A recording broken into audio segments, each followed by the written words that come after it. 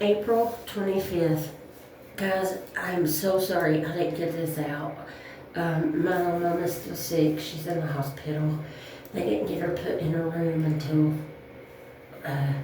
yesterday evening from the day before. And we were just in a mess. And anyway, that's no excuse. There are no excuses. But I just apologize to you all. So I'll get it out now, and I'll have tomorrow's out tonight too. But just thank you guys for listening. And I just want to be a blessing. I want to help people increase their faith. You know, faith comes by hearing and hearing by the word of the Lord. And I want people to get closer to Jesus. And I want to glorify God. That's all. That's my only goal. So I just pray that this blesses you, and just know that I pray for you guys every day before I even read. And I pray for your unsaved loved ones too, that they might be saved as well. So with that, April 25th, Judges 4:1 through Judges 5:31. And I'm in the bathroom at the hospital, so if something could happen, I don't know. I don't foresee it, but just so you're aware. Okay. When Ehud was dead, the children of Israel again did evil in the sight of the Lord. So the Lord sold them into the hand of Jabin, king of Canaan, who reigned in Hazor. The commander of his army was Sisera, who dwelt in Hazeroth Hagoyim. And the children of Israel cried out to the Lord, for Jabin had 900 chariots of iron, and for 20 years he had harshly oppressed the children of Israel. Now Deborah, a prophetess, the wife of Lapidoth, was judging Israel at that time, and she would sit under the palm tree of Deborah between Ramah and Bethel in the mountains of Ephraim. And the children of Israel came up to her for judgment. Then she sent and called for Barak, the son of Abinoam, from Kadesh in Naphtali, and said to him, Has not the Lord God of Israel commanded, Go and deploy troops at Mount Tabor? Take with you 10,000 men of the sons of Naphtali and of the sons of Zebulun, and against you I will deploy Sisera, the commander of Jabin's army, with his chariots and his multitude, at the river Kishon, and I will deliver him into your hand. And Barak said to her, If you will go with me, then I will go, but if you will not go with me, I will not go. So she said, I will surely go with you. Nevertheless, there will be no glory for you in the journey you are taking, for the Lord will sell Sisera into the hand of a woman. Then Deborah arose and went with Barak to Kadesh, and Barak called Zebulun and Naphtali to Kadesh. He went up with 10,000 men under his command, and Deborah went with him. Now Heber, the Kenite of the children of Hobab, the father-in-law of Moses, had separated himself from the Kenites and pitched his tent near the terebinth tree at Zananim, which is beside Kadesh. And they reported to Sisera that Barak, the son of Abinadab, had gone up to Mount Tabor. So Sisera gathered together all his chariots, 900 chariots of iron, and all the people who were with him from Harosheth Hagoyim to the river Kishon. Then Deborah said to Barak, Up, for this day is the day in which the Lord has delivered Sisera into your hand. Has not the Lord gone out before you? So Barak went down from Mount Tabor with 10,000 men following him. And the Lord routed Sisera and all his chariots and all his army with the edge of the sword before Barak. And Sisera alighted from his chariot and fled away on foot. But Barak pursued the chariots and the army as far as Harosheth Hagoyim, and all the army of Sisera fell by the edge of the sword, not a man was left. However, Sisera had fled away on foot to the tent of Jael, the wife of Heber the Kenite, for there was peace between Jabin, king of Hazor, and the house of Heber the Kenite. And Jael went out to meet Sisera and said to him, "Turn aside, my lord, turn aside to me, do not fear." And when he had turned aside with her into the tent, she covered him with a blanket. Then he said to her, "Please give me a little water to drink, for I am thirsty." So she opened a jug of milk, gave him a drink, and covered him. And he said to her, "Stand at the door of the tent, and if any man comes and inquires of you, and says, 'Is there any man in here?' you shall say no." Then Jael, Heber's wife, took a tent peg and took a hammer in her hand and went softly to him and drove the peg into his temple, and it went down into the ground, for he was fast asleep and weary. So he died. And then, as Barak pursued Sisera, Jael came out to meet him and said to him, "Come, I will show you the man whom you seek."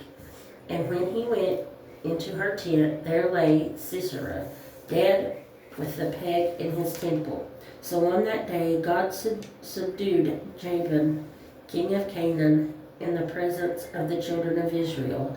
And the hand of the children of Israel grew stronger and stronger against Jabin, king of Canaan, until they had destroyed Jabin, king of Canaan.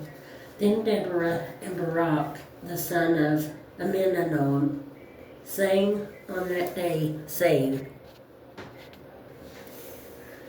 "When leaders lead in Israel, when the people willingly offer themselves, bless the Lord. Hear, O kings, give ear, O princes. I, even I, will sing to the Lord. I will sing praise to the Lord God of Israel. Lord, when you went out from Seir, when you marched from the field of Edom, the earth trembled and the heavens poured. The clouds also poured water. The mountains gushed before the Lord. This Sinai before the Lord God of Israel. In the days of Shamgar, son of Anath, in the days of Jael, the highways were deserted, and the travelers walked along the byways. Village life ceased. It ceased in Israel, until I, Deborah, arose a mother in Israel. They chose new gods. Then there was war in the gates. Not a shield or spear was seen among 40,000 in Israel. My heart is with the rulers of Israel, who offered themselves willingly with the people. Bless the Lord. Speak, you who ride on white donkeys, who sit in judges' attire, and who walk along the road. Far from the noise of the archers, among the watering places, there they shall recount the righteous acts of the Lord, the righteous acts for his villagers in Israel. Then the people of the Lord shall go down to the gates. Awake, awake, Deborah, awake, awake. Sing a song, arise, Barak, and lead your captives away, O son of Abinadab. Then the survivors came down, the people against the nobles. The Lord came down for me against the mighty. From Ephraim were those whose roots were in Amalek. After you, Benjamin, with your peoples. From Machir rulers came down, and from Zebulun those who bear the recruiter's staff. And the princes of Issachar were with Deborah. As Issachar, so was Barak, sent into the valley under his command. Among the divisions of Reuben there were great resolves of heart. Why did you sit among the sheepfolds, to hear the pipings for the flocks? The divisions of Reuben have great searchings of heart. Gilead stayed beyond the Jordan. And why did Dan remain on ships? Asher continued at the seashore and stayed by his inlets. Zebulun is a people who jeopardized their lives to the point of death. Naphtali also on the heights of the battlefield. The kings came and fought. Then the kings of Canaan fought in Tanakh by the waters of Megiddo. They took no spoils of silver. They fought from the heavens. The stars from their courses fought against Sisera. The torrent of Kishon swept them away. The ancient torrent, the torrent of Kishon. O my soul, march on in strength. Then the horses' hooves pounded, the galloping of his steeds. Curse Meroz, said the angel of the Lord. Curse its inhabitants bitterly, because they did not come to the help of the Lord, to the help of the Lord against the mighty. Most blessed among women is Jael, the wife of Heber the Kenite. Blessed is she among women in tents. He asked for water, she gave milk.